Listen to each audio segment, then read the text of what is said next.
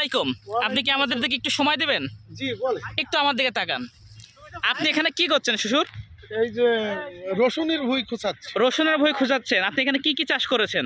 রসুন, পেঁয়াজ, পেয়ারা, তারপরে ড্রাগন, মালটা, তারপরে কলমি শাক, কলমি পালং শাক, পালং শাক দেখতে পাচ্ছেন যে এটা হচ্ছে শ্বশুরের সম্পূর্ণ জায়গাটা, উনি হচ্ছে চাষ করছে। তো আমাদের দর্শকের উদ্দেশ্যে আপনি একটু বলেন যে কোন চাষটা করলে এখন বর্তমানে লাভবান হতে পারবে? রসুন আর ভাতি। রসুন আর ভাতি ভাতি, এই কি জিনিস? ভাতি মানে পেঁয়াজ। ভাতি মানে পেঁয়াজ। তো দর্শক আপনারা বুঝতে পারছেন যে একটা নতুন শব্দ শিখতে পারলেন, ভাটি। ভাটি মানে হচ্ছে পেঁয়াজ। তাহলে এখন বর্তমানে পেঁয়াজ আর রসুন যদি চাষ করে তাহলে সে লাভবান হবে।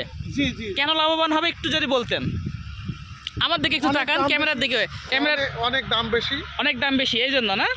আচ্ছা, তাহলে এটাতে খরচ কেমন হয়?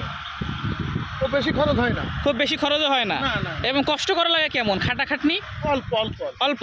তো ভিউয়ার্স দেখতে পাচ্ছেন যে এখানে হচ্ছে মূলত এটা পেয়ারার বাগান। দেখতে পাচ্ছেন যে পেয়ারার বাগানের মধ্যে যে জায়গাটা অবসর বা খালি না রেখে পাশাপাশি লাগিয়ে দিয়েছে পেঁয়াজ, এই যে দেখতে পাচ্ছেন, আর এটা রসুন, ওই পাশে আছে পালং শাক, মূলা। আর ওই সাইডে আছে মূলা।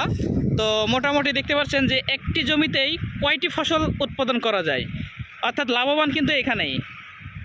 তো ভিউয়ার্স যারা এরকম কাজ করতে চান তারা অবশ্যই শুরু করতে চান।